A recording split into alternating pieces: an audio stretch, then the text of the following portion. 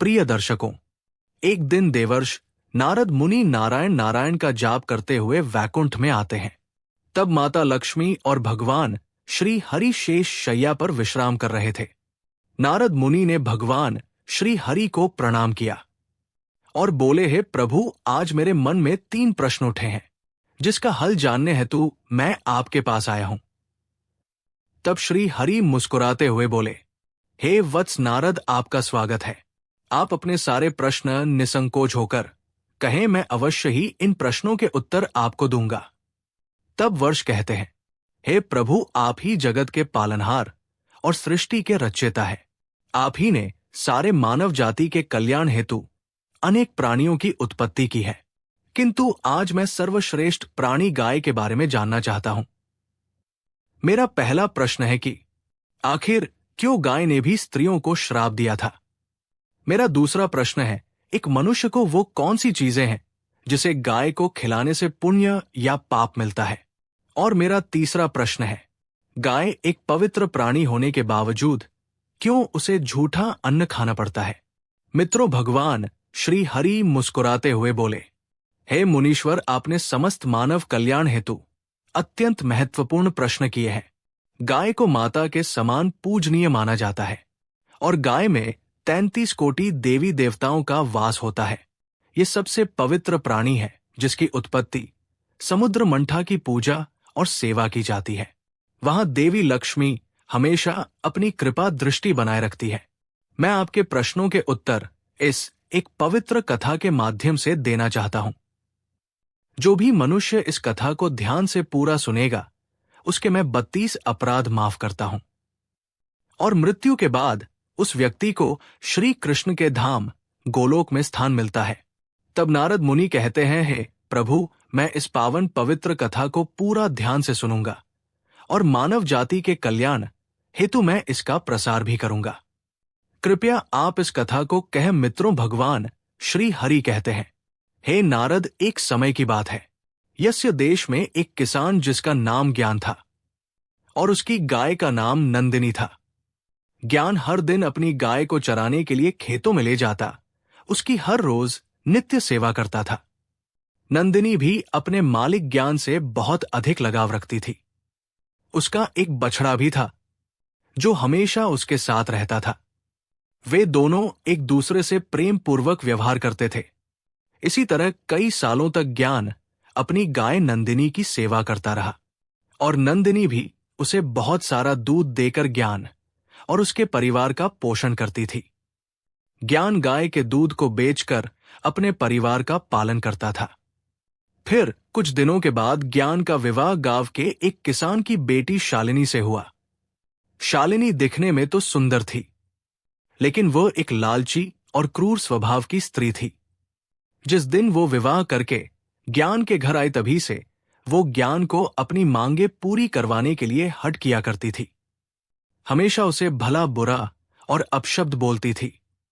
वो हर दिन सुबह देर से जागती थी तथा देर से भोजन बनाती थी और बचा हुआ बासी अन्न गाय को खिलाती थी। मित्रों, भगवान श्री हरि कहते हैं, हे नारद, फिर एक दिन शालिनी ने स्वयं के लिए कुछ गहने खरीदवाने के लिए ज्ञान को मना लिया और कहा कि ये जी सुनते हो, हमारे गाय का जो बछड़ा है उसे हम बेच देते हैं, वैसे भी हमें उसकी कोई जरूरत नहीं है। तब ज्ञान ने मना किया तो वो ज्ञान के साथ जोर से झगड़ने लगी। बेचारा ज्ञान उसकी जिद के आगे हताश होकर उसने ना चाहते हुए भी गाय के बछड़े को बेच दिया। इस कारण से नंदिनी गाय और ज्ञान दोनों बहुत दुखी होकर एक दूसरे को ताकते ही रह गए। मित्रों, फिर कुछ दिन बीतने के बाद ज्ञान की गाय ने दूध देना बंद कर दिया तो शालिनी ने उसे घर से बाहर निकाल दिया और घर न आने के लिए बहुत से अपशब्दों का प्रयोग किया। मित्रों, भगवान श्री हरि कहते हैं, हे नारद, गाय एक बेजुबान प्राणी अवश्य है, किंतु वो मनुष्यों के हाव भावों को अच्छी तरह से समझती है और वो वहां से चली गई। नंदिनी अपना जीवन गांव के पास वाले जंगल में व्यतीत करने लगी। जब कुछ दिन बीतने के बाद गाय गर्भवती हो गई और वो अपना जीवन उसी जंगल में रहकर जीने लगी। कुछ महीने बीतने के बाद ज्ञान की गाय नंदिनी ने ये सोचा कि जब मुझे बच्चा हो जाएगा तो ज्ञान और उसकी पत्नी शालिनी शायद फिर से मुझे अपने घर वापस ले जाएंगे। इसलिए उसने दूसरे बछड़े को ज्ञान के खेत में जाकर जन्म दिया। अगले दिन शालिनी जब खेत में आई तो उसने देखा कि नंदिनी गाय ने उन्हीं के खेत में एक बछड़े को जन्म दिया है। तब शालिनी के मन में वो फिर से बुरा ख्याल आया कि अब मैं इसके बछड़े को बेचकर धन कमाऊं और दूध से हमारा परिवार सुखपूर्वक जीवन व्याप करेगा, ऐसा वो सोच ही रही थी। नंदिनी का नवजात शिशु जो अभी अभी जन्मा हुआ था, मां के रक्त से भरा हुआ जमीन पर रेंगने लगा, जिस कारण से उसके शरीर पर कंकड़ के कारण छोटे छोटे घाव होने लगे थे। अपने नवजात शिशु की ऐसी हालत पर नंदिनी गाय को बहुत असहज महसूस होने लगा और तड़पती हुए अपने बच्चे की ओर देखने लगी, क्योंकि वो कुछ भी नहीं कर सकती थी। लेकिन जब उसने शालिनी को उसकी ओर आते हुए देखा तो उसे करुण पुकार लगाते हुए कहा, हे देवी, कृपा करें और मेरे नवजात शिशु को इस पीड़ा से मुक्त करें। इसके नाजुक शरीर को जमीन पर पड़े हुए कंकड़ चुभने के कारण उसे यातनाएं हो रही है। जब शालिनी ने गाय के बछड़े की ओर देखा तो वो अत्यंत दुर्गंध युक्त रक्त में पड़ा रेंगता हुआ अपनी मां की तरफ बढ़ रहा था। तब शालिनी को उस गाय के शिशु की ऐसी हालत देखकर उसे उस पर दया आने के वजह घिन आने लगी और उसने गाय के बच्चे को ना उठाते हुए कहा, भला मैं तुम्हारे ऐसे गंधे बछड़े को क्यों छू लूं? मित्रों, भगवान श्री हरि कहते हैं, हे नारद, वो गाय शालिनी से बहुत याचना करने लगी। रोते हुए, गिड़गिड़ा हुए हृदय के अंतर मन से उससे विनती करने लगी, किंतु शालिनी ने क्रूर स्वभाव के कारण उसने गाय के बछड़े को छुआ तक नहीं और वो वहां से दूर चली गई। गाय बार बार उसे विनती करती रही, किंतु शालिनी ने उसकी बातों पर ध्यान नहीं दिया। तब गाय ने भगवान को प्रार्थना करते हुए गुहार लगाई और कहने लगी, हे प्रभु, आप क्यों मेरे निर्दोष निष्पाप बछड़े को ऐसी प्राण घातक सजा दे रहे हैं? आखिर हम प्राणियों ने कौन सा महापाप किया है जिस कारण से हमें अपने बच्चों को ऐसा तड़पते हुआ देखना पड़ता है?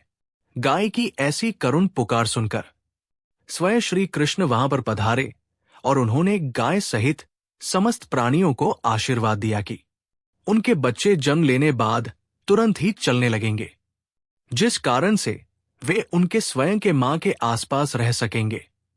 मित्रों, भगवान श्री हरि कहते हैं, हे नारद, श्री कृष्ण आशीर्वाद देकर वहां से अंतर ध्यान हो गए। किंतु थोड़ी ही देर बाद जब शालिनी वापस उस गाय के पास उसे देखने के लिए आई तो उसे उसकी आंखों पर विश्वास नहीं हुआ। गाय का बच्चा खुद से खड़ा था तो शालिनी ने गाय के बच्चे को हल्का सा धक्का देकर जमीन पर गिरा दिया। जब गाय ने शालिनी की ये घिनौनी हरकत को देखा तो उसे बड़ा ही क्रोध आया और उसने समस्त संसार, देवी देवताओं, अग्नि, वायु, आकाश, जल और वृक्षों को साक्षी मानते हुए शालिनी को श्राप दिया और कहा, है दुष्ट स्त्री, आज तुमने अपनी क्रूरता की सभी हदें पार कर दी है। मैं आज समस्त संसार को साक्षी मानते हुए तुम्हें और समस्त मानव जाति को ये श्राप देती हूं कि जब भी तुम्हारा बच्चा पैदा होगा तो उसे चलने के लिए सहारे की जरूरत पड़ेगी और तुम्हारे बच्चों को चलने के लिए 1 वर्ष तक का समय लगेगा। मित्रों, भगवान श्री हरि कहते हैं, हे नारद, आपके पहले प्रश्न का उत्तर इसी नंदिनी गाय के श्राप के कारण आज मनुष्य के बच्चों को चलने के लिए सहारे की जरूरत पड़ती है और ठीक से चलने के लिए मनुष्य शिशु को 1 वर्ष तक का समय लगता है। सतयुग में मनुष्य के बच्चे जन्म लेने के तुरंत बाद ही चलते थे। हे नारद, जब शालिनी अपने घर संध्या समय वापस आ रही थी तभी इस गाय के श्राप के कारण तूफान वर्षा होने लगी और तेज बिजलियां गरजने लगी।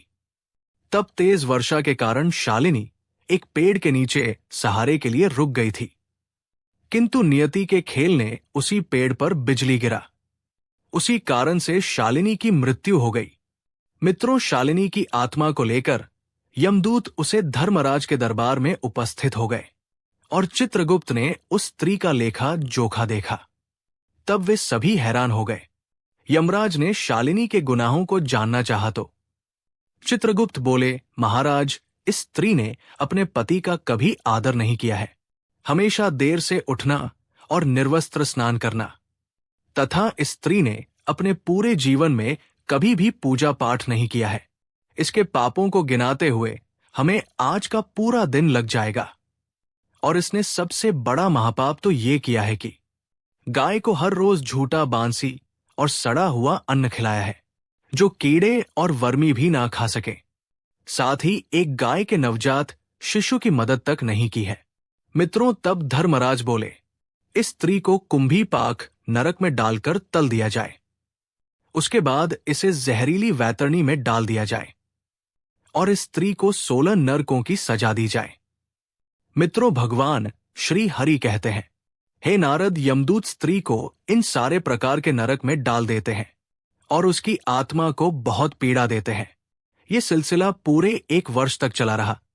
जब उसकी सारी सजाएं पूरी हो गई, फिर धर्मराज ने उस स्त्री को गाय को हमेशा से झूठा सड़ा हुआ अन्न खिलाने के कारण उसे सूअर की योनि में जन्म लेकर हमेशा कीचड़ में रहने का और दुर्गंध युक्त पदार्थ खाने का आशीर्वाद दे दिया। मित्रों, भगवान श्री हरि कहते हैं, हे नारद, जो भी स्त्री या पुरुष गाय को झूठा या सड़ा हुआ अन्न खिलाते हैं, उन्हें नरक में जाना पड़ता है और कई प्रकार के कष्ट भोगने पड़ते हैं। हे मुनि, अब मैं आपको बताता हूं कि आखिर क्यों गाय को झूठा अन्न खाना पड़ा था। ये बात सतयुग की है। जब शिवजी और मां पार्वती समुद्र के किनारे विहार करने गए तो शिवजी के मन में शरारत करने की सूझी। उन्होंने पार्वती से कहा, हे देवी, मुझे अचानक आवश्यक काम से जाना पड़ रहा है। मैं कार्य पूरा करके अभी आता हूं। तब तक आप मेरी यही प्रतीक्षा करें। दरअसल शिवजी मां पार्वती को परेशान करना चाहते थे। शिवजी की बात मानकर देवी पार्वती अकेले ही तट पर बैठकर उनकी प्रतीक्षा करने लगी। इसी तरह शाम हो गई और उस दिन शिवरात्रि थी। जब रात तक शिवजी न लौटे तो माता पार्वती ने तट पर ही रेत के शिवलिंग का निर्माण किया और आसपास उपलब्ध पूजन सामग्री से रात भर शिवजी का निर्जला निराहार व्रत संपूर्ण किया। शिवजी सूक्ष्म रूप में वहीं उपस्थित थे और हर गतिविधि के साक्षी थे। सुबह होने पर पार्वती ने समुद्र में रेत के शिवलिंग और पूजन सामग्री का विसर्जन कर दिया। इसके थोड़ी ही देर बाद शिवजी प्रकट हो गए और बोलने लगे कि देवी पार्वती, आपने कल शिवरात्रि थी पर मेरी पूजा नहीं की। पार्वती ने कहा कि मैंने पूजा की है और अभी सामग्री समुद्र में विसर्जित की है। शिवजी अभी भी पार्वती के साथ और ठिठोली करना चाहते थे। उन्होंने कहा कि पार्वती, मुझे तो पूजा का कोई चिन्ह दिखाई नहीं दे रहा है। अगर आपने पूजा की है तो प्रमाण दीजिए। मां पार्वती भी समझ चुकी थी कि भगवान शिव उन्हें जानबूझकर सता रहे हैं, क्योंकि जो जगत की हर घटना का साक्षी है उसे प्रमाण की क्या आवश्यकता है। देवी पार्वती भी इस हंसी मजाक का भरपूर आनंद ले रही थी। शिव जी की बात सुनकर माता पार्वती ने आसपास देखा तो उन्हें एक गाय खड़ी दिखाई दी। उन्होंने शिव जी से कहा कि ये गाय मेरी साक्षी है। जब मैं पूजा कर रही थी तो ये गाय यहां उपस्थित थी। शिवजी ने गाय से पूछा कि क्या पार्वती ने पूजा की है। उस गाय ने ना में सिर हिला दिया। शिवजी ने कहा, पार्वती, आप असत्य कह रही है। गाय ने आपकी गवाही नहीं दी। शिव जी के सामने स्वयं का अकारण झूठा साबित होना पार्वती सहन नहीं कर पाई और क्रोध में आकर उन्होंने उसी वक्त गाय को श्राप दे दिया। मां पार्वती ने श्राप देते हुए कहा कि तू दिव्य जन्मा है, तू जगत कल्याण के लिए प्रकट हुई है, इसीलिए जनहित के लिए तेरे गुण यथावत रहेंगे। किंतु जिस मुंह से तूने झूठी गवाही दी है उसे दंड भुगतना होगा। झूठ बोलने के कारण अब से जूठन ही तेरा आहार होगी। इस तरह झूठ बोलने से गौ माता क्रोध की भागी बनी और आज तक उनकी संतति अच्छा भोजन प्राप्त होने के बावजूद भी जूठन खाने के लिए बाध्य है। मित्रों, भगवान श्री हरि कहते हैं, हे नारद, अब मैं आपको गाय के विषय में महत्वपूर्ण जानकारी देता हूं। अक्सर मनुष्य गाय से पुण्य पाने के लिए कई प्रकार के व्रत पूजा पाठ करते हैं, किंतु उन्हें एक गाय को ये कुछ चीजें भूल कर भी नहीं खिलानी चाहिए। द्वार पर आई गौ माता को कभी भी बिना रोटी खिलाए जाने ना दे। गौ माता को रोटी और ताजी हरी घास खिला चाहिए। यूं भी हम हर दिन पहली रोटी गौ माता की बनाते ही हैं, इसलिए हमेशा उस रोटी को प्यार से गौ माता को खिला दें। गौ माता को रोटी खिलाने से हमें बहुत पुण्य मिलता है। गौ माता को कभी भी बासी और सड़ा गला खाना नहीं खिलाना चाहिए। भूख लगने पर मजबूरी में गौमाता वो खाना खा तो लेती है, लेकिन इसका दुष्परिणाम पड़ता है, जिस कारण से हमारे घर में इन नकारात्मकता आती है। गौ माता ये एक शाकाहारी पशु होती है, इसलिए कभी भी गौ माता को जबरदस्ती मांसाहार खिलाने की चेष्टा भी नहीं करनी चाहिए। ऐसा करना महापाप के समान होता है। हमारी कुंडली में दोष है, जिसके कारण हमें लगातार परेशानियों का सामना करना पड़ रहा है। तो गौ माता को रोटी खिलाते समय कुछ उपाय कर सकते हैं। जैसे यदि कुंडली में चंद्र दोष है तो आप रोटी पर सफेद मक्खन, नमक या घी लगाकर गौ माता को खिलाएं। यदि कुंडली में शनि दोष है तो रोटी बनाते समय आटे में थोड़े से काले तिल मिलाकर आटा गंधे और इस आटे की ताजी रोटी बनाकर शनिवार या अमावस्या के दिन गौ माता को खिलाएं। इसी तरह मंगल या गुरु दोष हो तो रोटी के ऊपर हल्दी लगाकर गौ माता को खिलाएं। ये उपाय करने पर हम इन सभी दोषों के दुष्प्रभाव से काफी हद तक अपना बचाव कर सकते हैं। गौ माता को प्रतिदिन रोटी और घास खिलाने से लाभ होता है और पितृ दोष से भी मुक्ति मिलती है। इसी तरह कुंडली में यदि शनि की 7.5 या महादशा है तो हर शनिवार को और अमावस्या को काले रंग की गाय को घास या रोटी खिलाएं और उसकी पूजा करें। इससे शनि दोष कम होता है। गौमूत्र यानी कि गाय का मूत्र बहुत ही उपयोगी, पवित्र और स्वास्थ्य की दृष्टि से अत्यंत हितकारी होता है। आध्यात्मिक दृष्टि से तो गौमूत्र का महत्व है, साथ ही वैज्ञानिक और स्वास्थ्य की दृष्टि से भी गौमूत्र के बहुत से लाभ बताए गए हैं। गौमूत्र में बहुत से खनिज पदार्थ और स्वास्थ्यवर्धक तत्व होते हैं, जो हमारे शरीर की शुद्धि करते हैं और बहुत से रोगों से भी बचाते हैं। साथ ही गौमूत्र छिड़कने से वातावरण में शुद्धता और पवित्रता व्याप्त हो जाती है। इसीलिए हमारे शास्त्रों में शरीर को निरोगी रखने के लिए प्रतिदिन गौमूत्र का सेवन करने तथा घर में गौमूत्र छिड़कने के लिए कहा गया है। गाय के दूध, दही, घी, गोबर और गौमूत्र से बनने वाले मिश्रण को पंचगव्य कहते हैं। पंचगव्य को पाप नाशक कहा जाता है और हमारे हिंदुओं की एक धार्मिक विधि प्रायश्चित करने में उपयोग किया जाता है। पंचगव्य को बनाने वाली सभी वस्तुएं अत्यंत उपयोगी होती हैं, जो स्वास्थ्य के लिए लाभदायक तो है ही, साथ ही औषधीय गुणों से भी भरपूर है। मित्रों, भगवान श्री हरि कहते हैं, हे नारद, मैंने आपके सारे प्रश्नों के उत्तर दिए हैं। तब नारद मुनि कहते हैं, हे प्रभु, मैं धन्य हो गया। आपने मुझे दिव्य ज्ञान से मेरी सारी शंकाओं को दूर किया है। मैं इस दिव्य ज्ञान का प्रसार समस्त मानव जाति के कल्याण हेतु अवश्य करूंगा। तो मित्रों, आशा करते हैं कि आपको ये कथा अवश्य पसंद आई होगी। तो वीडियो को लाइक करें और कमेंट में जय श्री कृष्ण अवश्य लिखें। आप सभी का धन्यवाद।